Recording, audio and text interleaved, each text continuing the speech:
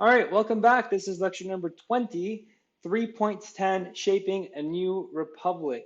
This is going to be a big one. There is a lot of information that we are going to throw at you today because it's going to be all about the Washington and the Adams administration. So a lot happens. It's the first two presidential administrations, and it's going to set the stage for the rest of US political history. The themes that we are looking at are America in the world and politics and power. We're going to have two learning objectives. Let's get to the first one. It is 3K. Explain how and why competition intensified conflicts among peoples and nations from 1754 to 1800. So we're going to begin with European presence in North America. The U.S. government forged diplomatic initiatives aimed at dealing with the continued British and Spanish presence in North America, as U.S. settlers migrated beyond the Appalachians and sought free navigation of the Mississippi River. So the British, after having lost to the Americans in the Revolutionary War, they had agreed to leave all American territory under the Treaty of Paris in 1783, but it turns out that they leave a lot of British soldiers in their outposts along the Great Lakes.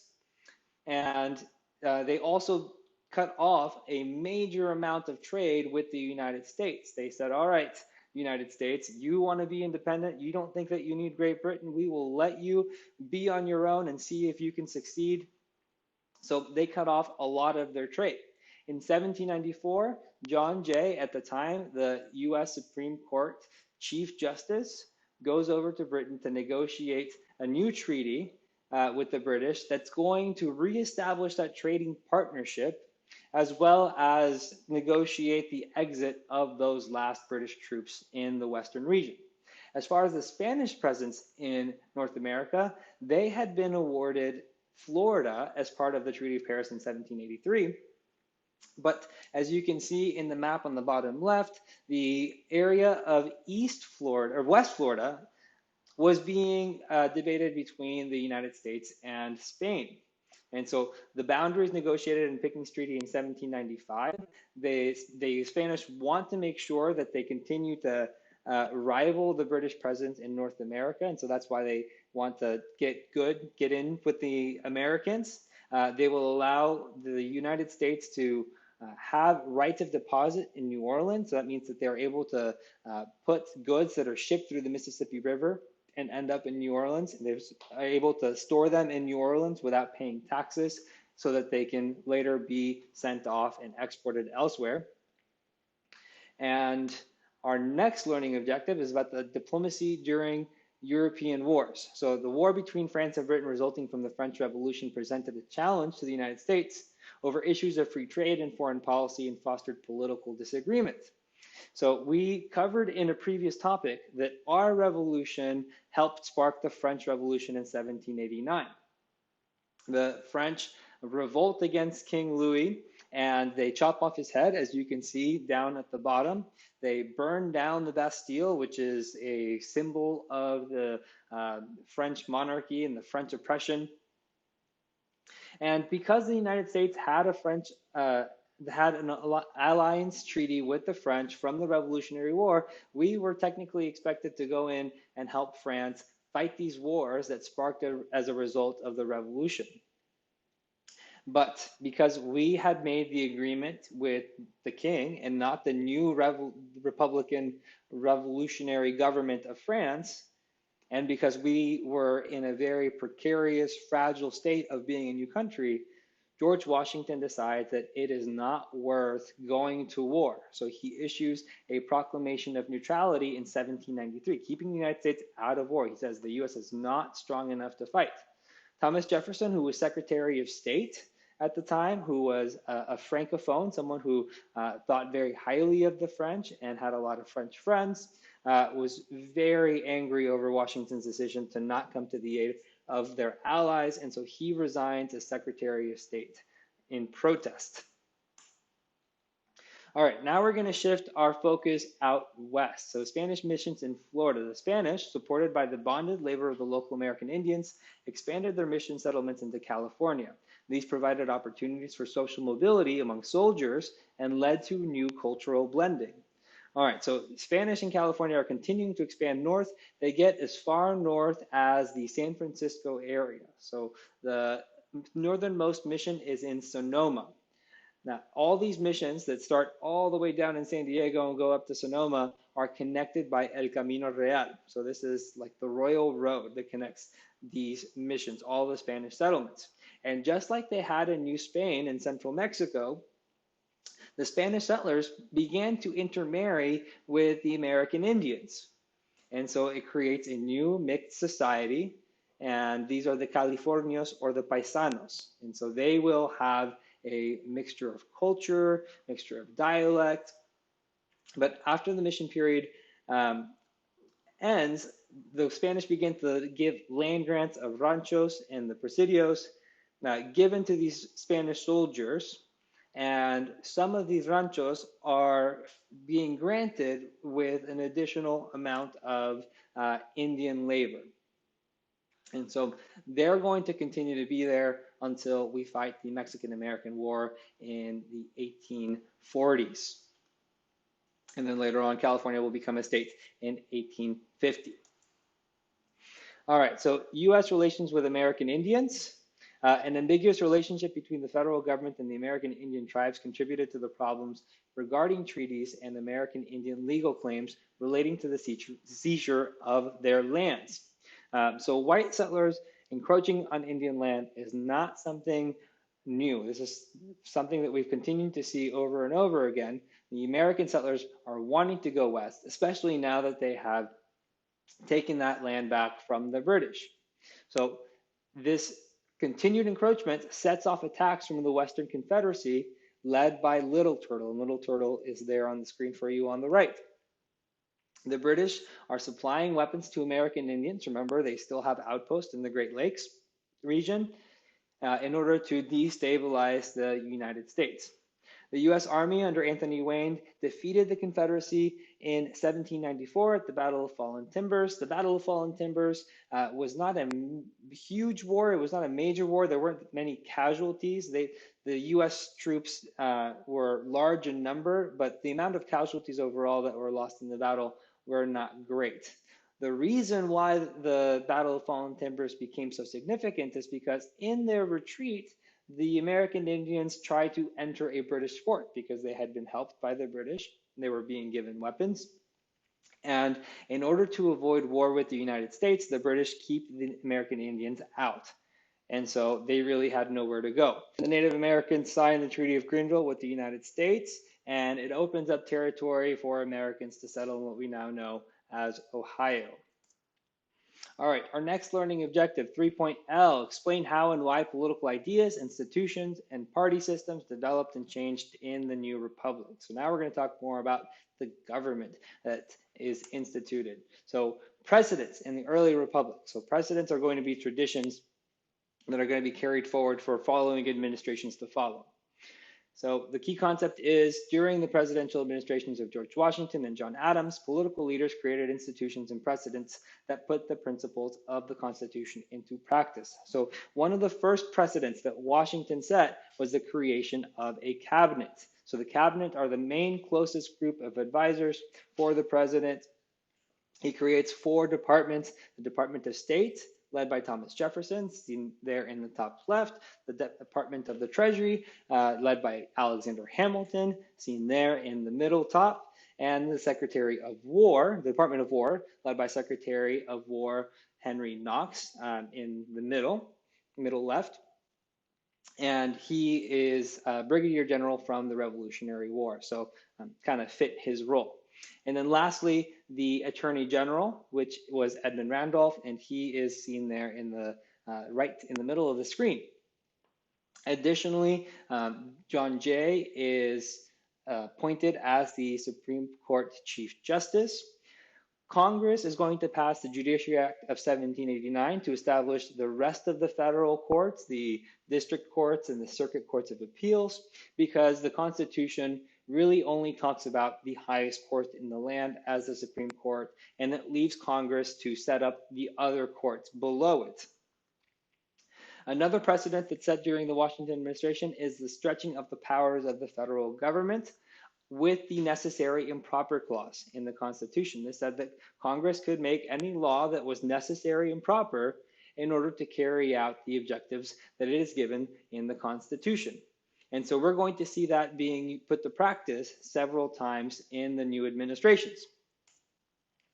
So one of the ways in which that necessary and proper clause is being practiced is with Hamilton's financial plan. So as Secretary of the Treasury, Alexander Hamilton was trying to help the American economy.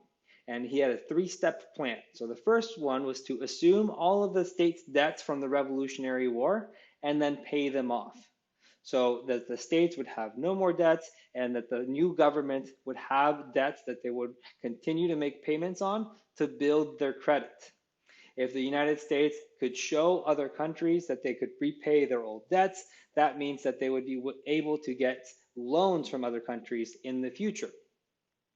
The second step of his plan was to impose tariffs on imports to protect domestic industry. So the manufacturing industry was very important to Alexander Hamilton. He saw that as the future of the United States. He did not think that having a lot of plantations across the country was going to be the future.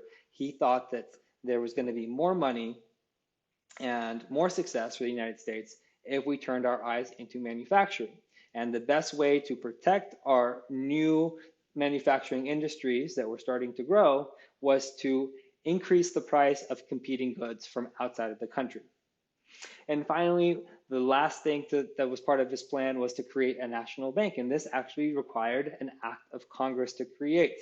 Now, the Democratic Republican Party that arises during this time period is going to battle Hamilton on the legality or the constitutionality of the bank. But because it was something that was stated as a function of government to oversee the economy and regulate trade, they needed to create a bank in order to do so. And so the bank gets created after a little bit of backroom dealings. So the first national bank is seen there on the screen on the top.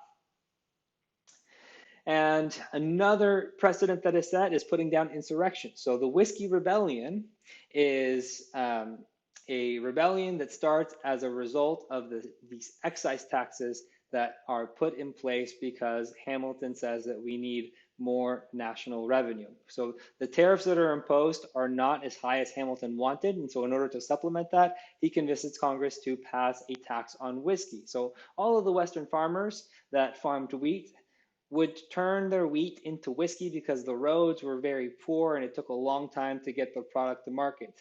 And so if they turned it into whiskey, then they would be able to transport it a lot easier and it would be a lot less perishable. But now with the federal government increasing the price of whiskey through an excise tax, that made people angry. And so they rose up, they took up weapons, and Washington rose a militia, met the people who were rebelling, and they said, you don't get to do this. This is not going to be allowed in the new country. These are taxes that have been passed by representatives in Congress that you helped elect. And so therefore, this is nothing like it was under the Revolution when we were having to pay taxes that we didn't have not given consent to. You have given consent to these taxes by virtue of having representatives in Congress. And so that sets a precedent. Additionally, we create an armed force, we create the Coast Guard. That was also the doing of Alexander Hamilton. And the reasoning for the creation of the Coast Guard was to better be able to collect taxes and tariffs of goods that were coming in so that no one could sneak by without having to pay their tariffs. All right, we also organized Western lands. Yes, we had done this under the Articles of Confederation, but this is the first time that it's being done under the Constitution, so it sets a precedent. We passed the Public Land Act of 1796, and we set the path for admitting new states. So we see Vermont, Kentucky, and Tennessee all joining the Union in the 1790s. The process had been outlined in the Constitution, and the way that it is followed in the 1790s sets the precedent. And then finally, the two-term tradition for the presidency that is set by Washington. There is nothing in the Constitution up to this point that limits someone from continuing to run for president again and again and again. But by 1796, George Washington says, that is it for me. I don't think that I could add anything to this country by being president for a third time. Plus, it would be dangerous if someone continued to be in power for longer than 8 years. And so when he steps down, his vice president, John Adams, runs for president alongside Thomas Jefferson, who was a previous member of Washington's cabinet. And because of the rules in 1796, the person in second place becomes vice president. So you have an Adams presidency with Thomas Jefferson as his vice president. All right, so during the Adams administration, we have the XYZ affair in 1797. France had asked for bribes from the American diplomats to meet with the foreign minister in Paris. This had been a common practice in Europe to pay a bribe to middlemen between the diplomats and the foreign ministers, but it's greatly offended the American diplomats, that so much so that they left France without ever meeting with the foreign minister. And it continued to heighten tensions between the French and the Americans. It led to this naval war that was a quasi-war, called the quasi-war, between 1798 to 1800. And it mostly took place at sea between ships around the West Indies. The XYZ affair caused national uproar against France, against the Democratic Republican Party, which was more in favor of a French alliance.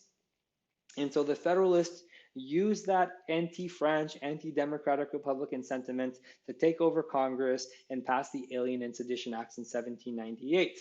And they were passed to limit the dissent and criticism from the Democratic Republicans on the Federalist administration. They backfire on Adams, and it was largely seen as an abuse of power by the Federalists. And so they are going to be quickly rebuked. They are going to also be legislated away by 1800 when Thomas Jefferson becomes president. Now, Thomas Jefferson is not going to be president for another 2 years, and so you still have to live with these acts from 1798 to 1800. And so states and Democratic Republicans begin to ask themselves, what recourse do we have? What can we do if the federal government ever passes a law that we don't like, that we don't agree with? And so in the Virginia and Kentucky resolutions, Thomas Jefferson and James Madison, who wrote these anonymously and submitted them to the Virginia and Kentucky legislatures to pass, they argued that if there was ever a moment in which the federal government passed a law that they viewed as unconstitutional, so that the states did not agree with, that they could nullify those federal laws and they could ignore them completely. And now this was very radical, especially coming from James Madison, who was a framer of the US Constitution that placed this power and importance on the central government. But these two resolutions are based on the concept of compact theory. Compact theory means that all of the states, when they ratified the Constitution, they came together in a pact.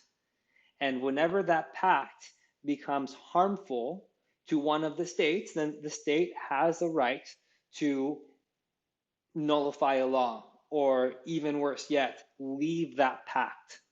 Now, this is really important, the Virginia and Kentucky resolutions, because they're going to show up again in the 1830s with the nullification crisis in South Carolina, and then again in the Civil War over what states can do whenever they disagree with the federal government. And is nullification an option, or is secession even an option? This sets the groundwork for those future legal arguments against the federal government. All right, moving on. New key concept on political parties. Political leaders in the 1790s took a variety of positions on issues such as the relationship between the national government and the states, economic policy, foreign policy, and the balance between liberty and order. This led to the formation of political parties, most significantly the Federalist, led by Alexander Hamilton, and the Democratic Republican Party, led by Thomas Jefferson and James Madison. All right, so here it is, the breakdown of the two parties, even though I've already been referring to them throughout this lecture. Here it is in plain English. So the Federalists In the issue of relationship between the state and the national government, they worried that the state governments were too weak to deal with national problems, and that would put order at risk. Meanwhile, the Democratic Republicans worried that state governments would be overpowered by the national government, and the national government could infringe upon people's liberties. As far as economic policy, the Federalists believed that the creation of the national bank was important, that they needed to assume states' debts, that the tariffs on imports needed to continue. So basically, they were in line with Hamilton's financial plan.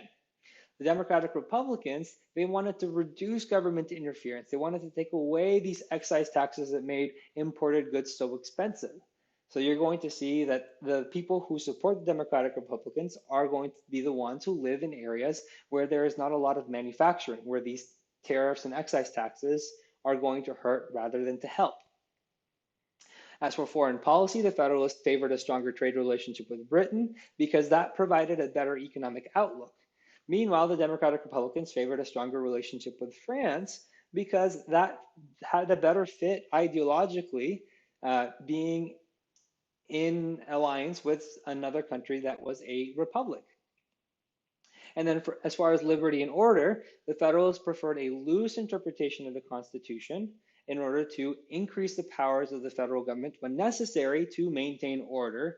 Meanwhile, the Democratic Republicans wanted a strict interpretation of the Constitution to protect liberties. They wanted to make sure that the Bill of Rights that they added in the first congressional session were not going to be infringed upon by someone's loose interpretation of the Constitution. Now, George Washington did not have a party. He was never officially part of a party, and as we'll see later on, he actually advised against parties. But most of his actions would signify that he favored a federalist outlook, that he wanted a stronger federal government. In 1796, we have the first election between these two parties in which they have actually declared themselves members of parties. So John Adams runs as a Federalist, Thomas Jefferson as a Democratic Republican. John Adams therefore, because of the rules, John Adams wins, and Thomas Jefferson comes in second, and because of the rules, Thomas Jefferson becomes the vice president. There we go. I made a mistake in the lecture on the video, and I'm not going to go back and edit it out. So you're just going to have to pay attention. We're doing this live. All right, it's Washington's farewell address. Key concept 3.3, Roman numeral 2, letter C. George Washington's farewell address encouraged national unity as he cautioned against political factions and warned about the dangers of permanent foreign alliances. So here is where Washington leaves his mark. On national unity, he wanted to actually create a national university that would be free to attend, to bring people from all over the United States together in one place so that they could get to know each other and have a stronger bond. As for political factions, he warned against political parties.